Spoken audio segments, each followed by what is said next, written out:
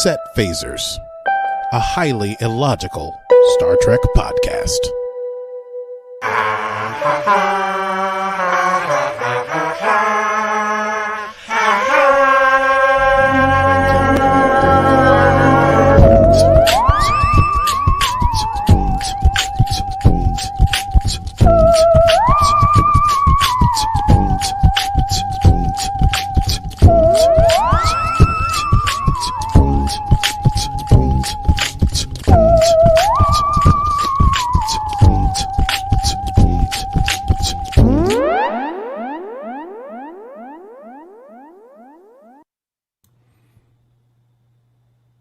Hello and welcome to Set Phasers. Happy Friday night, happy end of the week. We are here to run it down with some Trek fun. I am one of your hosts. I'm Steph Mans. I am the other one of your hosts. I am Aki Burmese.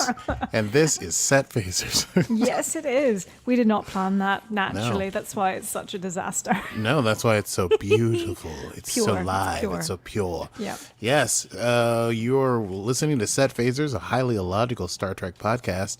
It is Stardate 31120.8. And today we will be discussing Season 3, Episode 6, entitled Scavengers. Oh, I might have to do some After Effects with some reverb for that. That sounded good. That sounded Yeah. good. Okay, well, note to self. Note to self. Whenever I say Scavengers, say it like that. Except Okay. not just now when I said it.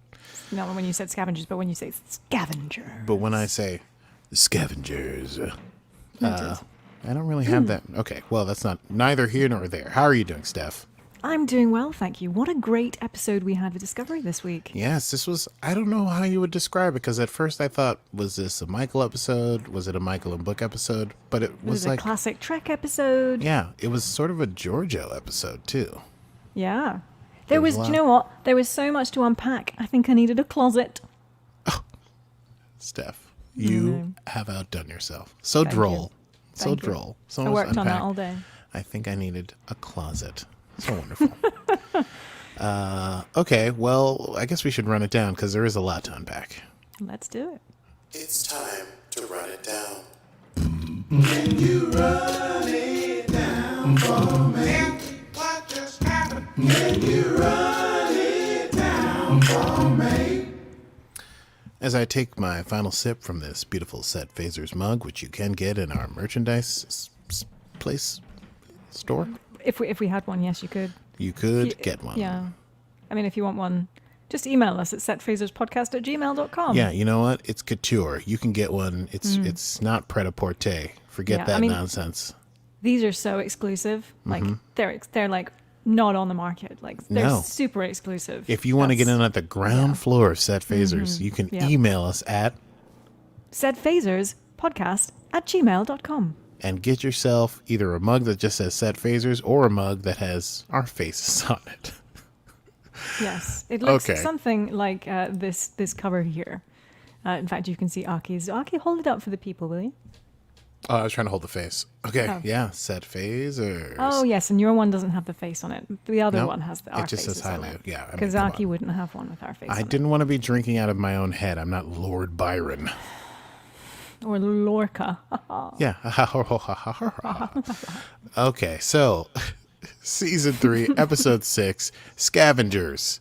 Well, we begin with Discovery getting a retrofit. It gets a bunch of cool stuff from the 30th, the 30th century. I don't know what you call it. 930 years in the future. They get retrofitted with programmable matter. So now they're That's the thing where cool. it's super cool. So their nacelles can detach. And there's a moment later where we get to see what programmable matter does when Bookship does that crazy thing at the end. But I was like, whoa. And the crew get all new badges that also act as hand terminals, that also act as personal transporters. It's dope. Although Detmer does seem a little not super happy with things being so futuristic. But we can come Lots to of that. change. Lots of change for Detmer. Change, yeah. You know, the times they are. Changing. Yes. Changing. Is that the right song? Changing. Sure, I'll take it. All right, sure. There's plenty of songs with change in them. So Saru's basically going over how that's happening, and then he's in on the, like, I don't want to call it the high council meeting. It's sort of like the admiral and all the captains, I guess, and they're talking about their assignments, and so that he finds out sort of what Starfleet does. And it's not like super glorious, 5-year missions or go save these bad boys. It's like one person has to go deliver some shields to some people whose the sun is too hot. Another person needs to help them with another place with broken replicator parts. There's like a supply run. And all of these, because dilithium is so scarce and things are so far apart and there's no real warp, I guess, it takes like weeks to do these things, which totally makes sense because we're talking about astronomical distances. But so it's like the supply run is like, great, I'll see you in 2 months. Thank you, Captain. That's just insane for Starfleet. Also, there's no subspace, so you can't really communicate over long distances immediately. Anyway, that's what Starfleet's up to. And Saru's kind of like, Discovery could do all those things in a day. You know what I mean? But, I mean, he didn't say it like that, but that's how I felt about it. I was like, what do you need these guys for? But apparently they're keeping Discovery in dock because there's a situation going on at the planet Argath. The Emerald Chain, the Orion Andorian Syndicate. The Emerald Chain. The Emerald Chain is up to no good around Argath. And apparently there's some negotiations going on, but if things go south, they need Disco to be able to jump there immediately and kind of take care of business. So the Admiral's like, Saru, I need you to keep everything on track and be ready to jump anytime in the next 12 hours it could happen. Saru's like, yes, sir. So meanwhile, on the ship, while the crew is checking all of their new cool stuff on the bridge, they get hailed by an unknown ship. And when they bring it up on comms, I think Nilsson has the con at that point. When they bring it up on comms, it is none other than everybody's favorite space cat, Grudge. And Tilly recognizes Grudge, and apparently, so Book left a message for Michael, and the message is basically that he was on his way to the Bajoran Exchange when he saw that there was a person next to him talking about a black box, and that he knew where he could get a black box. It's on the planet Hunhao? Howhun? I wrote it down in pencil and I can't see it now. I think it's Hunhao. Okay. And so he's like, I'm going to go try and get it, and if I don't get back on the ship in 24 hours, the ship and Grudge will come and find you, and I'll come to you later. But Michael's like, oh no, absolutely not. I'm going to go get that black box. And I think also maybe she wants to go find Book as well. But, whatever. She's trying to play it cool. She's like, oh, yeah, the black boxes, because she has 2 other ones. Apparently, they record information just like black boxes do here on Earth in planes. And they would record up to the millisecond that the burn happened if you could get your hands on these. And if it all happened at exactly the same time, they would all cut off at the same time. But the 2 that she has do not cut off at the same time. Meaning, were they to get a third, somebody get Pythagoras on the phone, they'd be able to triangulate a source for these things. I'm sorry, I'm shouting. I got excited about triangulation, but it's cool stuff. So she really wants to go find this black box, and Saru says they can't because they're on standby. They got to stand by in case this Emerald Chain business in Argath goes south. And he tells Michael, get the crew ready and be ready for the next 12 hours. And Michael says, okay, sir. And then she immediately goes and finds Georgiou, and she's like, hey, we're going to disobey a direct order. You're the only person I know that I could trust and who would know what to do to go on an unsanctioned mission. And Georgiou's like, you know what you're doing here because you're not dumb enough to think that this is okay. And Michael says, I'd rather regret something I did than something I didn't. And then Georgiou kind of stalks away, and then Michael says, hey, you going to go? And then Georgiou says something that Steph thinks is, would you say, the greatest disco quote of all time? I think so. Or definitely the greatest Georgiou quote. I don't know why I love it so much. Is it because it's a mashup of Star Trek and Jerry Maguire? Yes, probably. That's why when you texted it to me, I was like, first of all, when I heard it, Steph's going to like this. And then when you texted me, you were like, this is the best quote of all time. And I was like, you know what? Ain't nothing wrong with that. Just the delivery was just the so delivery good. was so good. Yeah. Okay, so Michael and Georgiou hop on Book ship. They go to Hunhao. Oh, I wrote it in pen here, which is an M-class planet. And Georgiou mentions to Michael that she's like, duh, you're so into Book. And she calls Book the Blob Whisperer. And Michael says that she's not into books. She's like, it's not like I lived here or anything. I had my own ship. And instead of saying live, she says love, little Freudian slip. And anyway, as they're about to confront that situation, they arrive. Oh, no. Before they do that, Georgiou has one of her episodes again. Because Michael stalks off and Georgiou has goes into her thing. So we see these images of Georgiou or things that she remembers. And what I wrote down is what I could find. There's blood on hands. Yep. Someone obviously lying, possibly dead. She says I the name. don't think it was her. It wasn't I a sort of flashback. Because I was thinking maybe it's a flashback of mirror Georgiou. Yeah, prime right. Georgiou. That could be it. But with blood on there. Yeah, but then there is an empire sigil or whatever her big empire was called. Well, she was the emperor. Yeah, let's call it an empire. So I think it was the empire.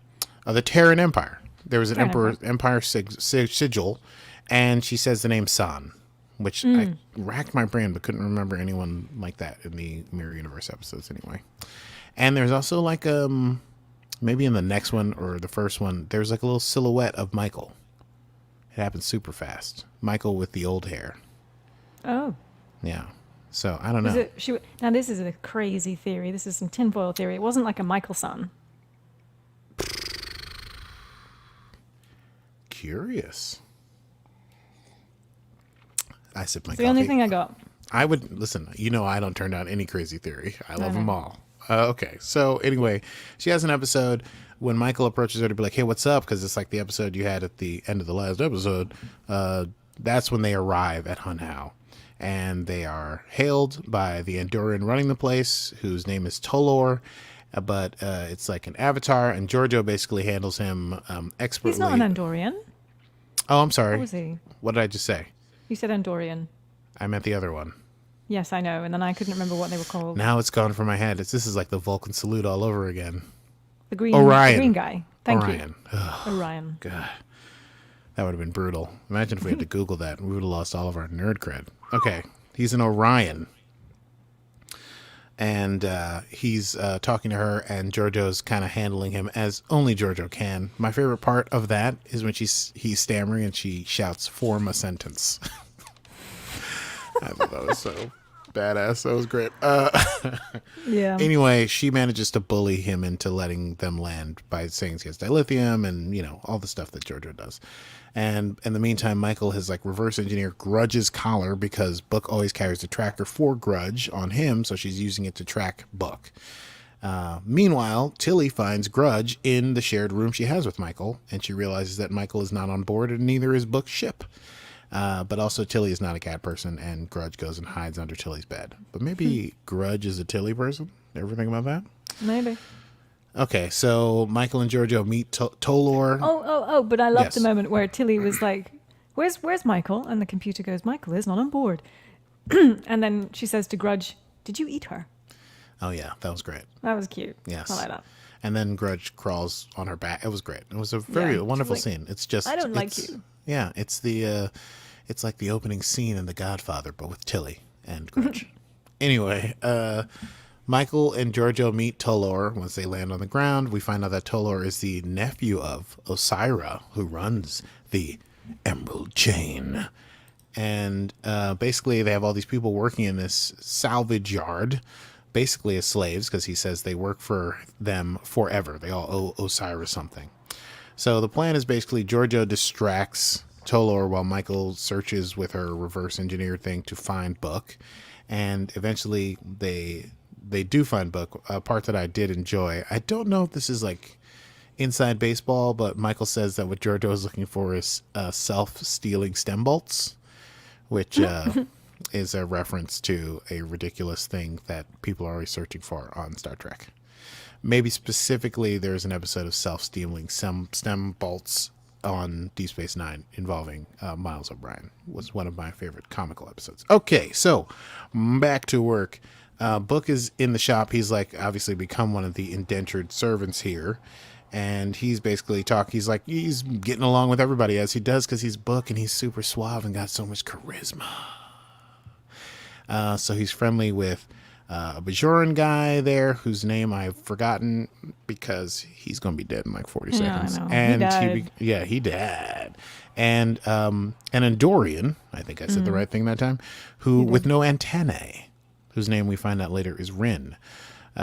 So we just kind of see him doing all that, and then Michael sees Book, and Book sees Michael, and their eyes meet across the room, flash like lightning. And this would be a great place for my book song, but I didn't have time to finish writing it. But let me tell you, it is a masterpiece. Waiting to happen. It's a masterpiece waiting to happen. And also, Book never took his shirt off in this episode, so I feel like we should wait. Anyway, I mean, it can't be long before he takes his shirt off again, right? It's going to happen. He's taking it off in every other episode he's shown up on. They must have cut it out for time. I thought for sure he was going to show up on the ship. Yeah, that scene at the end where like they're running and you're like, but surely his shirt must get ripped from like a stray phaser. But I thought maybe to save Rin, he would like rip his shirt off and tie a tourniquet. Yeah. Yes. And I would have been here for in your dreams. Well, yes, definitely. Anyway, so Book and Michael see each other, and then the Bajoran guy that we met a few seconds ago steals a water ration. He is caught by Tolor, and he is sent. I missed whatever Cindy said. What was that? Cindy, what did we promise? You said we promised. What did we promise? I know I promised. I know, and let me tell you, you're going to like the song when it happens. The book song, yep. It's, I mean, honestly, hold on to your butts, to quote Samuel Cindy, Jackson. I know, trust me. Jurassic I was Park. like, I want this. We want this for the show. I've been yelled at. I know that I am a truant here. I can only apologize. We have some pre-show banter, and if you could listen to it, there was yeah. Yeah, It would make there was some telling off. You make milk curdle the profanities you used. Oh, stop. Okay. Well, so and so they make the Bajoran that we met run for the fence, basically. They're like, we need to test to see if the things work anymore. And so he runs for the fence. All the indentured servants have like a little thing, like a tracker on their neck. When he gets through the fence, it blows his head up. C'est la vie. So, meanwhile, back on Discovery, I almost said Enterprise. Meanwhile, back on Discovery, Adira is working in the lab, and she's talking to Gray, the boy, not ex, dead, still boyfriend, avatar, former host of Symbiont, might still exist, who knows? And Gray's basically telling Adira that Adira needs to make some friends, and Adira's just been working, but then Stamets shows up, and he's typical cranky Stamets, but then Adira shows him improvements to the interface that she's made, and it's pretty sick. Instead of like having to put the things in his arms, he has now like a nanogel he can slide his hands into, and it acts as a quantum transducer, whatever that means. And then also when he takes his hands out, no gel on his hands, it comes right off. And Stamets actually thanks Adira. That was, I almost fell out of my chair. Okay, so I should mention, because it's important, that when the crew is on the ship getting their new badges, Linus shows up by accident because he hasn't quite figured out how to use the self-transporter. And here in engineering, he also shows up and interrupts the conversation, meaning to transport somewhere else. So that's why Linus is having trouble with his transporter. And I'm sure that won't have any bearing on any significant moments later. Of course right? not. But Sure. no, why not? Anyway, Georgiou continues to distract Tolor, meanwhile on Hunhow, and Michael and Book manage to get away and talk in the back room, and Book is like, you got to get out of here. I didn't think you would come for me. And Michael's like, of course I was going to come for you. I wouldn't let you leave here. And Book's like, I got the black box. It's in my room. All you have to do is get it. And then Michael's like, we're going to get everyone off this planet, and I have a plan. So, Michael pretends that she's found what she needs, but she's like, I need 40 minutes to clean it up. And Georgiou says, okay. And then Tolor is busy doing other stuff. So he says, put a drone on them to watch them while they work. And they are working. And I'll just briefly go back to Disco, because while this is happening, Tilly is holding it down in engineering. Did you see that scene where she's just like, you do this, you do that, you do this, boom, boom, boom, boom, boom. And Saru shows up to get advice basically from Tilly, which, is a dynamic that I love. But basically Saru's like mistrusting of Michael, and he feels weird about it. And Tilly's like, look, she put you in an awkward position. I love Michael more than anyone else in the universe, but you have to tell the Admiral that she's gone, because if he hears about it from someone else, it's going to reflect badly on the whole crew. So that's what Saru decides to do. And Michael and Georgiou, meanwhile, they attack the drone. Then Georgiou uses the spare parts that Michael found from all the salvage stuff there to make some sort of weapon, which after she says, I love me, Book and Rin alert the rest of the prisoners that a break is about to happen, right? Tolor and the henches find Georgiou and Michael before they're able to enact their plan, we think, and they take them back to Book's ship, where they find 30 units of pure dilithium. Meanwhile, Book and the prisoners make a break for the yard and for the fence because that was the plan. Tolor and his people are fighting Michael and Georgiou on the ship, and Georgiou and Michael are trying to get the controls for the fence so they can open the fence so the prisoners can run away so they can get on the ship so that everyone can make a break for it, right? But as they're having a fight and getting the upper hand, and Georgiou has her weapon in hand and is about to take out Tolor, she has another episode. And she sees basically the same things. I didn't write down anything new in that episode, so it's still just a confusing mishmash of memory. And shouting at the name San. I have not been able to use that for a while. Oh, I'm sorry.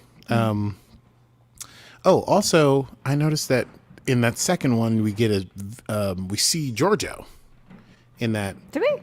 That episode, yes, but she doesn't have like any regal. She looks very like plainly dressed, like no regality to her face on that one. Yeah, I must have missed that. Must have been really quick. You know, I'm a big nerd. Yeah, you are. Thank you. So, the prisoners are waiting for the fence to come down. It's not coming down because Georgiou is having an episode, and Michael is basically having to fight Tolor all on her own. And she's like, "You got to get the thing, get the thing, get the thing." Anyway, Georgiou gets it back together in time to knock out Tolor and grab the controls. But then Tolor is able to teleport away. But they get the fence down, and the prisoners make a break for it. Rin and Book are together, but then Rin takes a direct phaser blast for Book as Book is trying to help people, and so Book stays behind with Rin. He's like, stay with me, you know, all that business. Michael and Georgiou use Book's ship to attack the compound. Hold on, someone's trying to get my attention downstairs. Someone's impatient. Is that your date coming to pick you up on a Friday? That's right. I told them to honk the horn and then rev the engine. Okay. No, it's literally someone waiting for a parking spot impatiently. New York is a wonderful place. Okay, so they get Book's ship and they attack the compound, and that's when this super cool thing happens with Book's ship, which I don't think we knew about per se. We've seen it take some different shapes, but like the whole thing comes apart into like 6 different parts with the programmable matter kind of connecting it like a weird web, and then it comes back together facing the other direction, and they shoot the compound. Anyway, I hope Discovery can do cool stuff like that, because that would be dope. And they are able to basically hold off the forces of Tolor. They're able to transport Book and Rin up to the ship, so they're able to save Rin in time. Because I'll tell you what, we only saw Rin. He only spoke like 3 or 4 times, but he was tugging at my heartstrings. I like a scruffy Andorian who's been through a lot. Apparently, he had been the Little former, beard. little blonde beard, Scruffy beard. yeah, and he had his antennae cut off because he tried to lead the people against Osira before, and as punishment, he had his antenna cut off, and was made sort of like the foreman, and so everyone hated him there. But he still, Book still believes in him. Anyway, if he had died, we would have faith to hearted. I don't care if he'd only been in 1 episode. He's no red shirt to me. He's Rin. Okay, so Michael gets the black box from Book.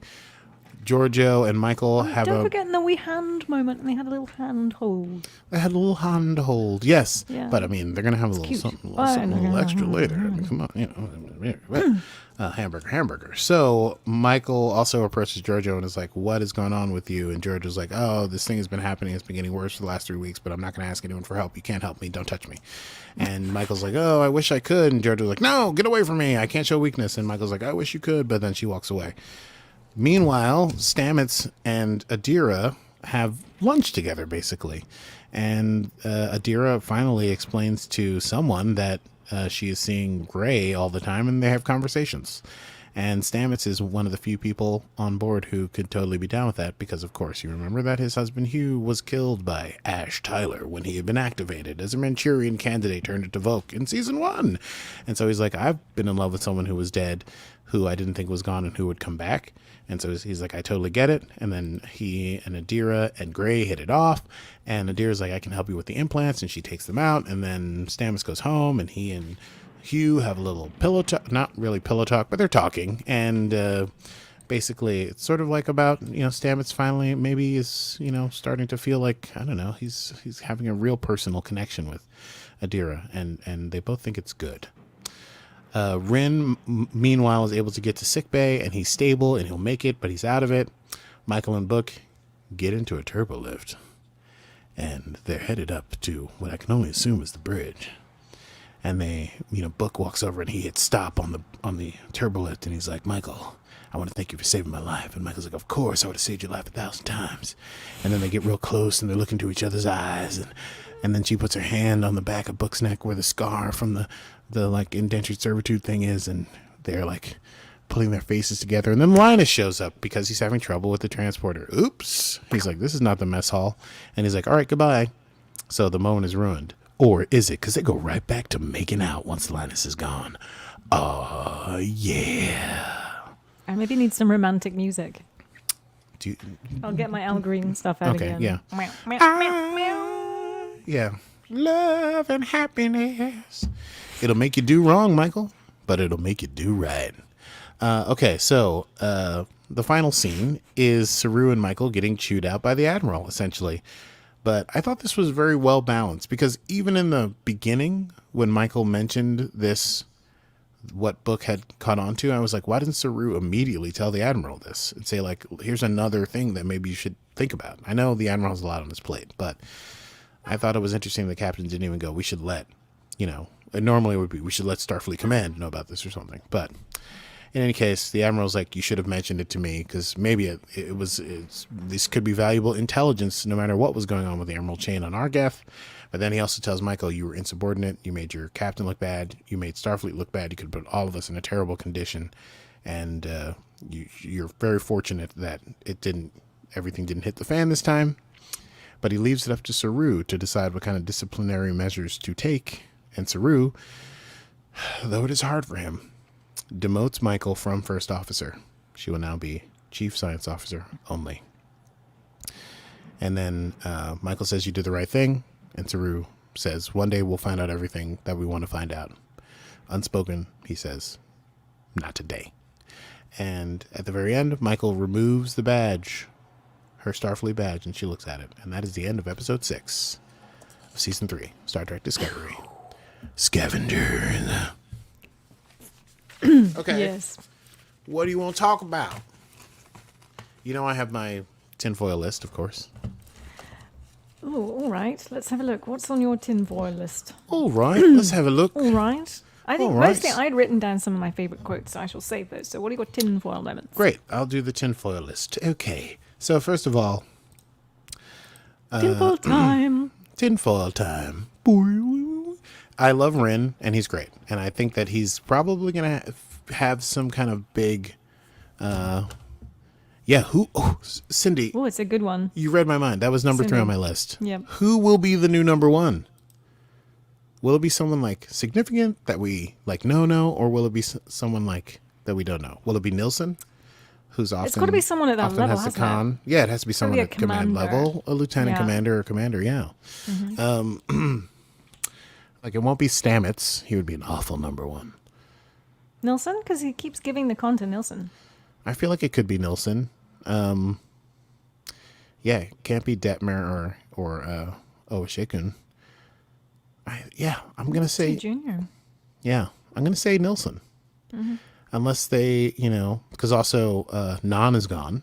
I think Nan would have been a good number 1, but That is true. Nan's out. Yeah, it's a good Conrad's question. saying Tilly. I think Tilly might be too junior. That's my only concern. I Yeah. would love it, but I'm not sure he would do it. It would be Unless he promoted her. exceptional. But yeah, because Tilly would be a great number 1, and she is bridge crew. She is bridge crew. She's often on the bridge, as like a science officer. Not quite sure what she does there because she's not chief science or communications or whatever. Yeah, that would be interesting. It would be a real leapfrog because I think she's still very young, right? We don't, because Adira is like 16, but I feel like Tilly was 16 or 17 when we first meet Tilly in season 1. You think? We never really knew. Because she was there. I remember something about Tilly being like the youngest person to complete a thing, and she's like a cadet essentially. I feel like she would have been like 18, maybe. Sure, I'll go. Yeah, I can't imagine because they don't reference her being a teenager. I thought that they did in the first Did they? season, but no, maybe I'm wrong. I could be wrong. But All right, she's not older than 21. You know what I mean? Yes, exactly. Okay, so I don't know. That would be great. Anyway, so that was number 3. I don't know who the new number 1 will be, but I hope it's gonna be great. I would love to see Michael taking orders from Tilly. I think that would be a very interesting dynamic. But is Michael going to stay on Discovery, or is she going to go with Book and do things, or is she just demoted and that's she's not going anywhere? I don't think she's going to leave Discovery. I was worried about that for the first couple episodes, but I think she's beginning to view them as family.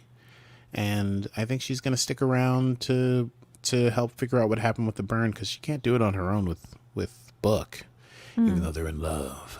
Oh, yeah. Because, she's also worried about Georgiou. She's sticking around for a bit. She has eschewed herself of any real responsibility by being so recklessly insubordinate so quickly. But I don't know. We'll see. I think it might be a little bit of a yo-yo kind of thing. She might go away for a while, and at some point in the season. Yeah. Nilsson has had the con at least 2 or 3 times in this season alone, and I think she's the newest member of the bridge crew because she replaced. She's new. She replaced Ariam. Okay, so my second thing was Michael's loyalties versus Saru's caution, because I was thinking together they would make a great captain. But it's so weird. I don't think they can be number 1 and captain.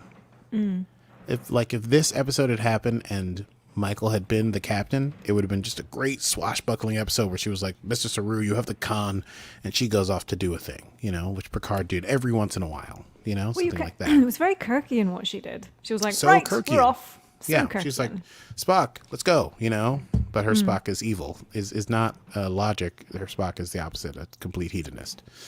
Yes, it was very Kirkian, which I enjoyed about it. I enjoyed about it even as my heart breaks, because I do want her to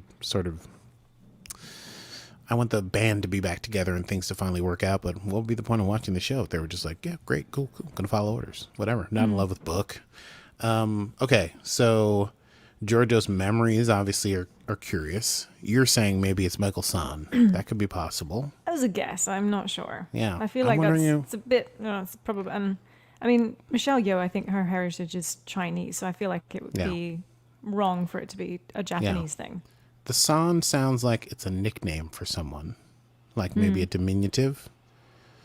Oh yeah, we all miss Ariam. The San sounds like it would be a cool, like a child maybe, because we also don't necessarily know how Georgiou became emperor. It's not like it was nepotistic, like Georgiou's mother or father was emperor and Georgiou inherited it. So this could be like origin story, Georgiou. Yeah. Where, some sort of traumatic event from her past is now resurfacing. Yeah, for which some led her to particular reason. become. Yeah, maybe we're gonna get some exploration of a Terran origin story. That could be very cool. Anyway, I thought it was interesting, and I also saw Michael in that vision, which I wrote down. So I'm wondering if Michael betrayed Georgiou in some way, critically, in a way that Georgiou is now unable to reconcile with the new Michael and her new life or whatever. Anyway, I think there's going to be some interesting episodes delving into what's going on with Georgiou. I am wondering if it's in some way related to the investigation/interrogation that she had. I feel like something's triggering this from that conversation. Yeah, and I'm like, what weird is going on with that? Yeah, for sure. Yeah, Glasses. We haven't seen the last of Glasses. You haven't seen the last of Glasses. You can mark my words. Tinfoil hat and all. Well, Glasses is coming back. Well, I didn't know who he was. Did you? So this was a cameo. The actor. Yeah, the director. I can't remember his name because now all I can think is Roddenberry. Oh, I forgot his name. Cronenberg. It was Cronenberg. Thank you. Yes, David Cronenberg. Which maybe if I had looked harder at the guest starring credits, I would have recognized him when he showed up. But I liked him more as just a mysterious, weird character, and I think he's coming back. I think he has some explaining to do. Indeed. Yeah. Thirdly, the black box. Where are they coming from? And what will they wind up triangulating? I mean, it's an interesting theory. I like the way they're having to figure out if there's a source for the beginning of the burn. But I do feel like... I wonder if all these things are going to be connected. Georgiou's memories, the burn, the Orion, Andorian Syndicate, Ren. And, what I was saying is that Ren is definitely going to be... I feel like Ren is on a journey, on the hero's journey, if you will. Oh, you think? And yeah, I think he's he's down in the dumps and now he's about to rise once more. I also feel like Book maybe knows that. Book is sort of seemed like he really was like Book was only gone for what, a week, he said? Or no, 24 hours. 24 hours triggered the thing. Yeah, and then I don't know how long it took for the ship to get there, but they went to the colony and back in under 12 hours. So the ship was 4 or 5 hours away. But he seemed like he'd been there for ages and developing these relationships. I'm like, well, I mean, it is Book. I mean, come on. But I feel like, I am curious about it. I like what Cindy just said, that maybe, Conrad. Okay, so we're talking to people watching live, but Cindy said maybe they've tried to engineer Georgiou to make her good. I think there is some sort of conflict, internal primal conflict going on with Georgiou, and that could be something like that, engineering or something like that Glasses is trying to explore like she's an experiment.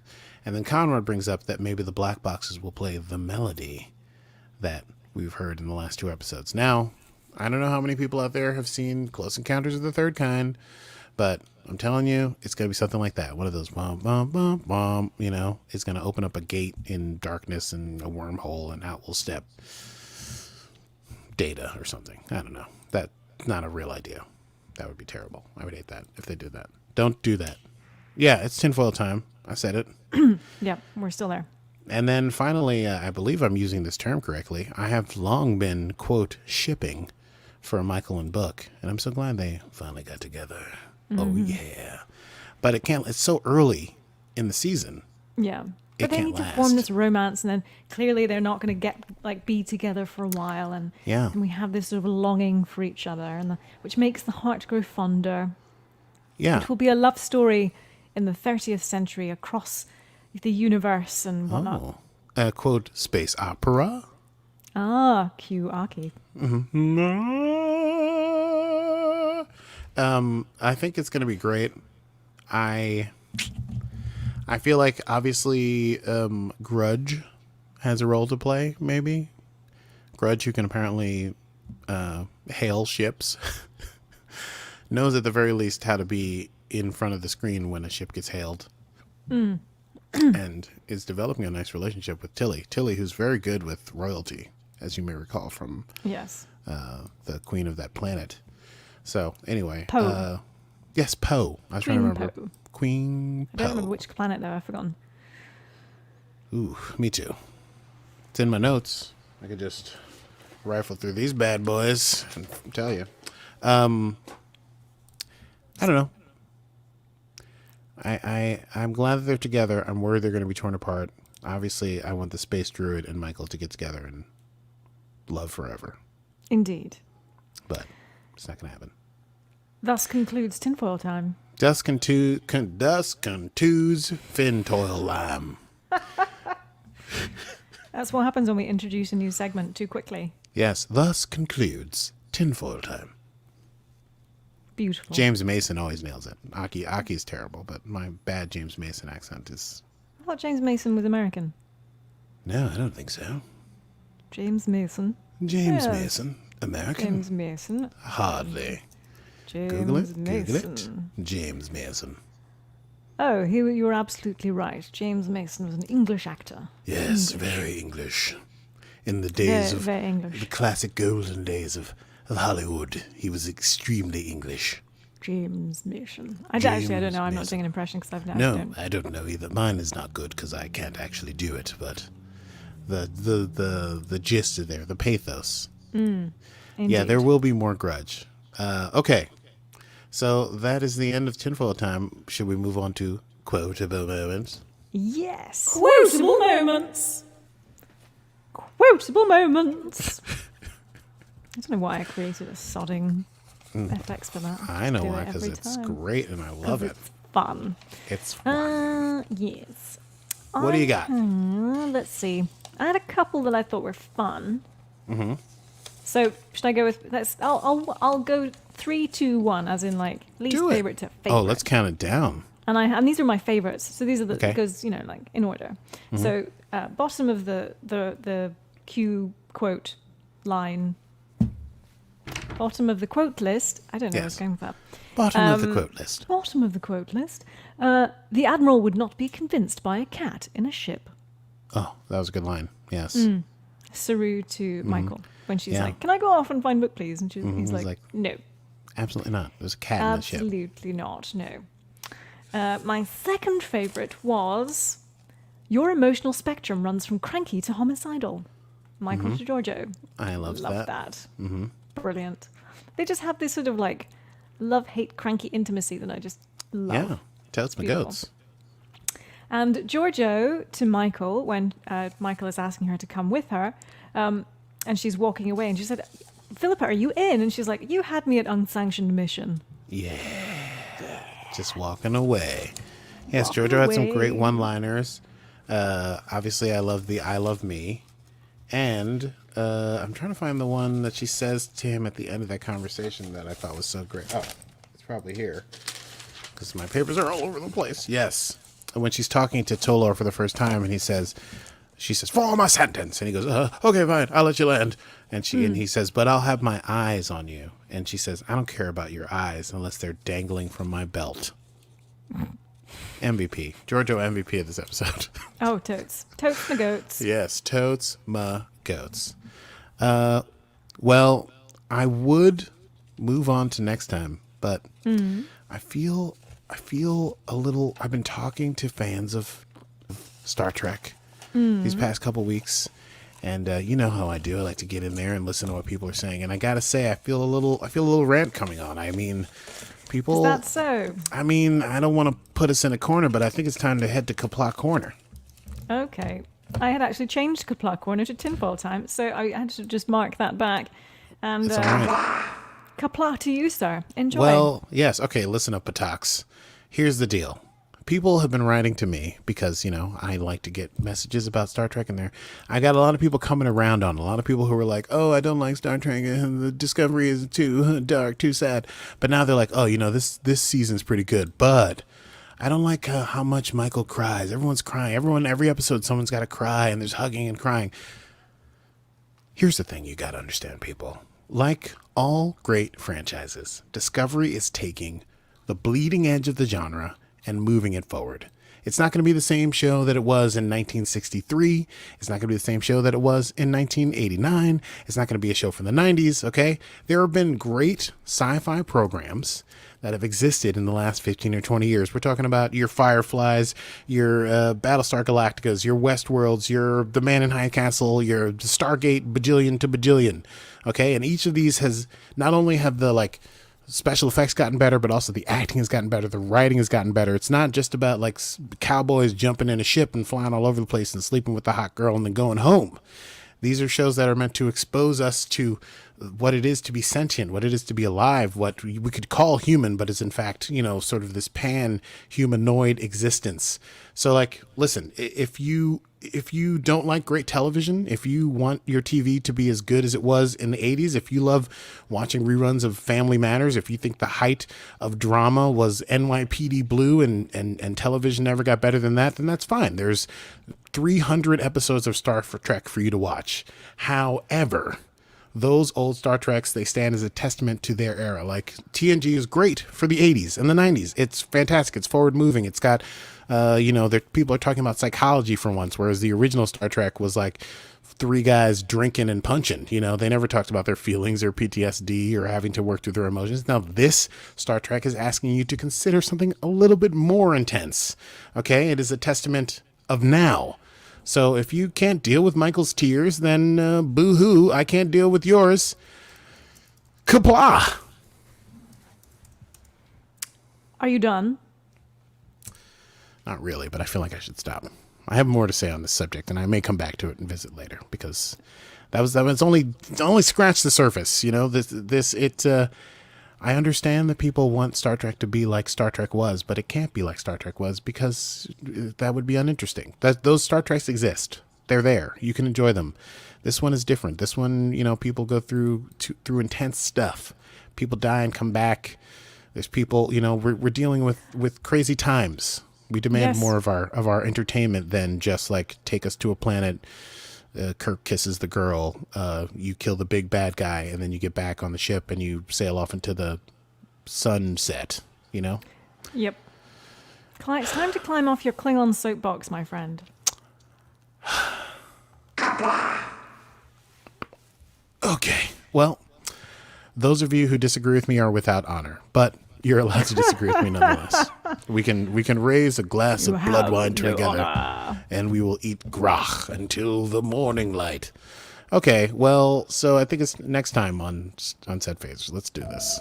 Next time on Set Phasers. All right, next time we'll be talking about episode 7 of season 3. It has a very strange name. It is called Unification 3. Some more weird names. Yeah, we still haven't got planet unification. Yeah, I mean, maybe it is. Maybe they're like unifying planets. In the preview, we saw. Well, there was a flashback of Michael and Spock. I don't know what that's about, but it's mostly Michael voiceover, and she seems to be imploring people to be part of something bigger and greater than they are themselves, and that is what Starfleet is. So I'm wondering if they're trying to bring someone into the fold. You know, we'll see. I think it's going to be an interesting episode. Interesting. In Unification 3, we still haven't gotten That Hope Is You Part 2, so whatever, I'm fine. Just keep throwing numbers on the ends of these titles. I'm there for it.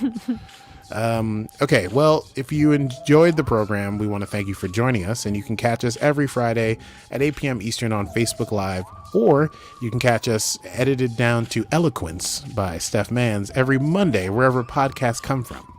And Absolutely. if you like the podcast, yes, please rate and subscribe us. Yeah. Subscribe people to us. And tell people about us. We're doing yeah. We're about to hit our first 1,000 downloads. I'm rather excited I about can't believe people have listened to us for 1,000 times. Oh, wait, excuse me, neither. for 1,000 times. And it wasn't even my dad. Or And yours. it wasn't our dads. Yeah, that's true. True. So true. They wouldn't listen to this. Not 1,000 times.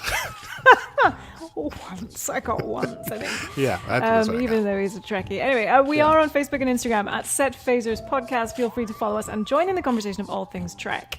Yes, and if you want to support us in our continuing mission to discover what Discovery has in store for us, we'd only be delighted. You can patronize us. We can take it by going to patreon.com/setphasers.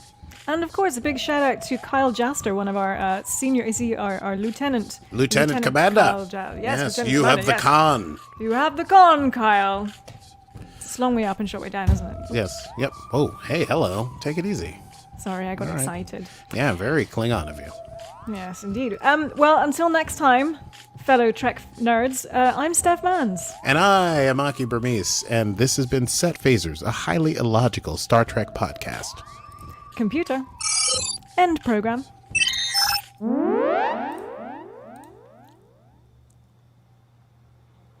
Oh, I forgot to hit the button.